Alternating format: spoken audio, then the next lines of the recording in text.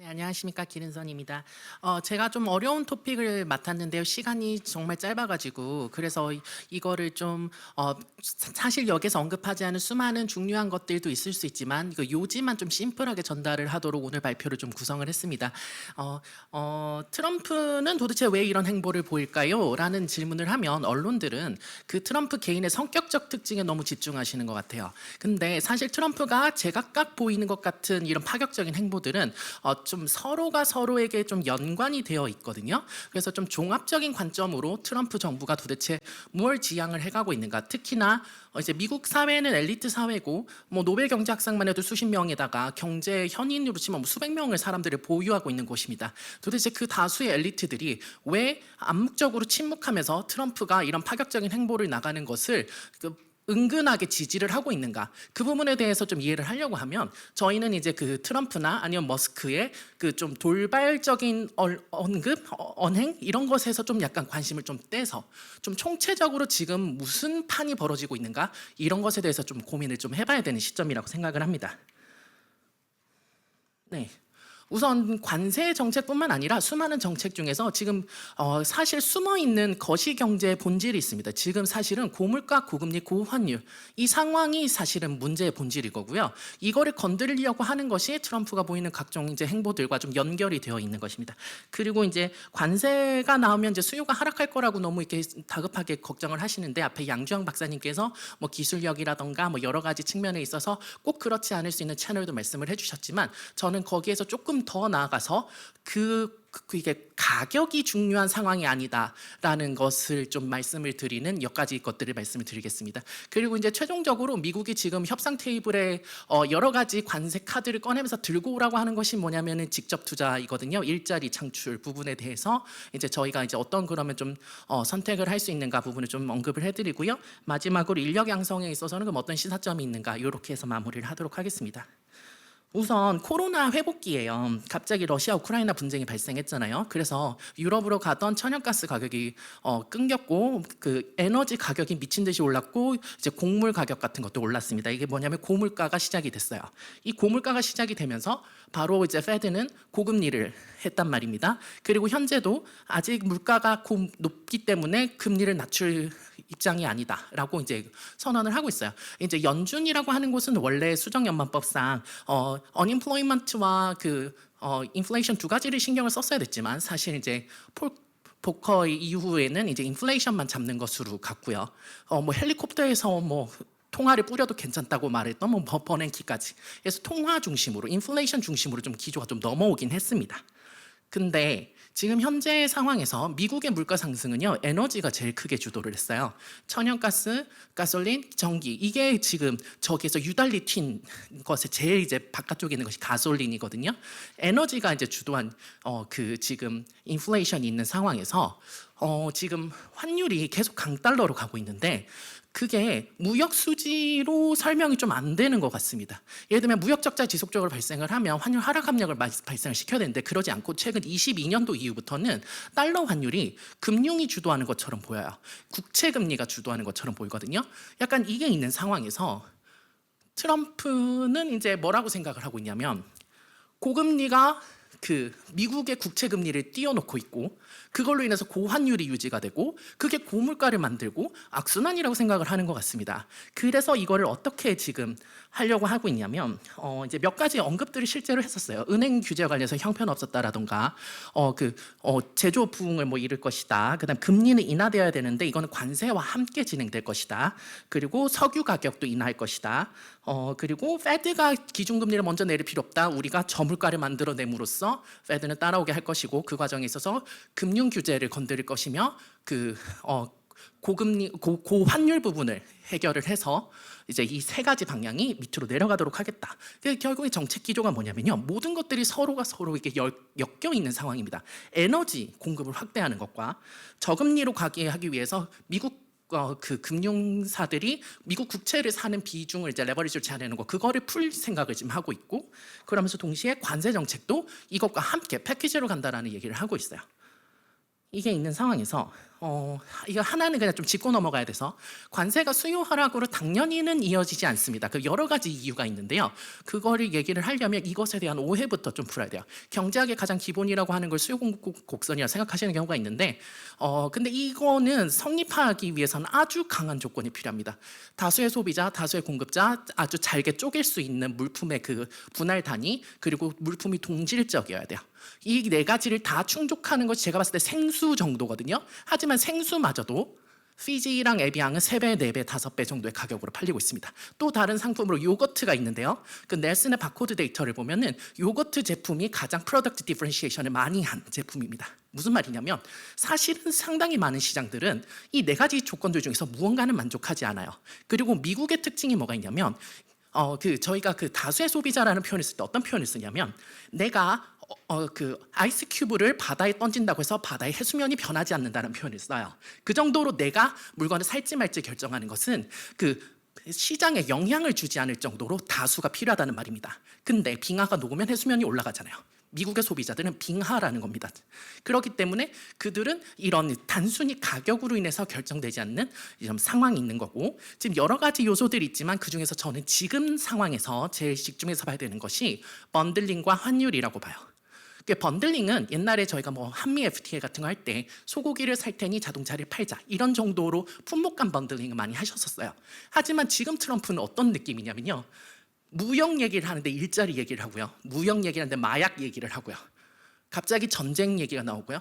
이런 것들이 그 경제의 범위를 벗어나는 모든 것들을 다 종합적으로 모아서 협상 테이블로 끌고 오는 그런 전략을 지금 쓰고 있는 것 같아요. 그러니까 무슨 얘기냐면 옛날에는 이제 무역 협상이거나 산업 전략 정도였던 수준이 이제 국가 협상 레벨로 올라가 버렸다라는 것이 이제 그 하나의 쟁점이고요. 그 두 번째 환율이 왜 지금 좀 중요한 상황인가 부분은 뒤에서 조금 더 자세히 설명을 하도록 하겠습니다.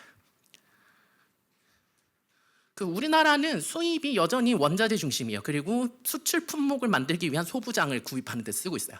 개인 소비자들은 수입 물품 하면 자동차, 옷, 화장품 정도 생각하시죠. 그것들 중 어떤 것도 상위 10개에 들어가지 않습니다. 우리나라는 에너지랑 자원이 없는 나라예요. 그걸 사와야 돼요.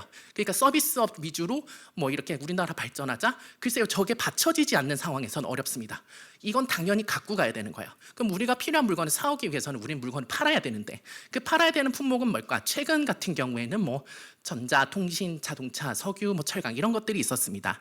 근데 수출이라고 하는 게요 진짜 어려워요. 그 지금 우리나라 역사상 이제 그 수출과 수입을 보여드렸는데 흑자는 사실은 늘 나긴 했었습니다만 좀 큰 규모의 의미 있는 비중의 흑자가 나기 시작한 건 2010년 이후거든요. 2010년 이후에 수출과 수입의 변동폭을 보십시오. 2009년 글로벌 파이낸셜 크라이시스 있었을 때 한번 빠졌었고 2016년 때 중국발로 한번 힘들었었고 2020년 코로나 때 힘들었었고 이런 식으로 변동성이 어마어마합니다. 이게 우리나라 총 수출이 저래요. 근데 그 안에 세부 품목으로 보면요 더 심합니다. 2013년에는 사무기계랑 섬유가 우리나라 수출을 끌고 갔었어요. 그 다음엔 조선 핸드폰이었고요. 그 다음엔 석유화학이었고요. 그 다음 반도체였고요. 자동차였습니다. 이 짧은 기간에 조선업은 피크에서부터 바닥까지 다 경험을 했습니다. 자동차업도 우리 이제 존폐의 위기다라는 곳에서부터 최고의 호황까지 순식간에 뒤바뀌는 것이 업황이라는 거예요. 무역의 그 업종별 업황이라고 하는 것은 정말 짧은 시간에 많이 바뀝니다. 그러면 최근에 이제 쟁점이 되는 이 2022년 이후에 강달러 그 코로나 회복기 기간 동안에 미국에서 우리가 이제 그 무역 흑자를 가장 많이 본 품목이 뭐냐 자동차가 많이 선방을 했습니다. 왜냐면 반도체가 1등이었는데 좀 내려왔고 이제 자동차가 치고 올라갔거든요. 근데 우리는 도대체 뭘 팔았던 건가? 미국이 경기가 어렵다는데 우리는 이걸 어떻게 팔았는가? 투싼 그 스포티지, 아반떼, K3를 판 겁니다. 그 미국 소매 경기 나빴던 게 맞고요. 그럼에도 불구하고 뭐 저 자녀가 졸업을 하면 자동차를 사줘야 되지 않습니까? 소형차들이 많이 팔린 거예요. 그리고 이거는 혼다를 제낀 겁니다. 저희가. 그런 상황에서 이런 품목들을 많이 팔면서 이제 판매량이 많아서 이제 그 실적이 좋았던 것이냐? 거기에 한 가지가 더 있습니다. 미국의 소매 가격과 한국의 자동차 가격은 이제 뭐 이 기간 동안에 한 뭐 연 5% 이하로 조금씩 올라왔었어요. 가격이 올라갔었거든요. 그 한국에서 3천만 원에 팔리는 건 미국에서 약 3만 불에 팔리거나 2만 9천 불에 팔리는 정도로 가격 책정을 해뒀더라고요. 근데 그 사이에 뭐가 있었냐면 환율이 어마어마하게 올랐습니다. 2018년 대비 2023년 달러 환율이 22% 증가했고요. 25년 같은 게 36% 증가했어요. 무슨 말이냐면 미국인들은 여전히 3만 불을 내는데 그 3만 불이 우리나라로 들어오면 4,300만 원이 되는 겁니다. 미국인은 여전히 3만 5천 불을 내고 있는데 우리나라로 들어오면 5천만 원이 되는 거예요. 이 환차익, 이 어마어마한 환차익이 이제 수출업자, 무역 중개업자 혹은 환해지를 했다면 수출 관련 금융업자들이 나눠 먹었을 거예요. 그러니까 뭐냐면 자동차에 만약 관세를 부과한다고 했었을 때 미국 소비자들은 정말로 실제로 높은 가격에 차를 사게 될 것인가? 아닐 수도 있다는 겁니다. 이 부분에 대해서 미국 정부가 그 아까 말씀드렸던 저환율, 저금리, 그 저물가 기조를 가져가면서 동시에 관세 해지를 넣어버리면 지금 이제 수출업자가 돈을 받던 것과 미국 소비자 지급하던 사이에 있던 약 30% 이상의 그 갭이 미국 정부의 관세로 컬렉트 될 수 있는가? 이게 만약에 성공을 한다면 재정 부분에 있어서 상당한 기여를 할 거예요. 이거는 과거의 관세 정책에서 관세가 미국 정부 버짓에 차지하는 비중이 적다라는 문제, 뭐 그런 문제는 아닙니다. 근데 이게 딱 봐도 어려워 보이죠. 근데 방향성은 이렇다는 겁니다. 만약에 진짜로 그들이 의도하는 대로 저금리, 저환율, 저유가 시대가 도래한다면 유불리가 조금씩 다르긴 합니다만 전반적으로 우리도 좋을 겁니다. 그 한동안 그 삼고 시대 때문에 숨통이 막혔던 기업들과 소비자들이 좀 좋아질 거고요. 우리 건설업 같은 경우도 상당히 어렵지 않습니까? 자동차 같은 경우에는 저 시대가 도래하면은 소형차 경쟁에서 제네시스 같은 이런 경쟁, 이런 럭셔리카 경쟁으로 넘어가면 되는 겁니다. 우린 늘 대응을 하는 거고요. 이런 식의 변화라고 만약 이게 최종적으로 도래가 한다면 그냥 글로벌 호황기를 만들겠다라는 방식일 수도 있어요. 근데 한 가지 짚고 넘어가야 되는 건 이런 식의 막 급변이 발생을 하면요. 이게 누군가에겐 이득이고요. 누군가에게는 손해예요. 그래서 미국의 이 삼고 부분에 있어서 좀 계층별로 온도차가 좀 있을 수 있다라는 걸 예시를 보여드리려고 그 소득을 이제 했는데요. 2019년 이후에 소득이 유의미하게 증가한 첫 해가 2023년이라고 이제 그 센서스 뷰러에서 발표를 했단 말이에요.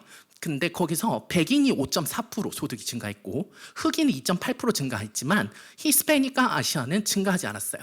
이거는 단순히 부익부 빈익빈이 얘기가 아니에요. 왜냐하면 평균 임금은 아시아가 제일 높고요. 히스패닉은 3등입니다.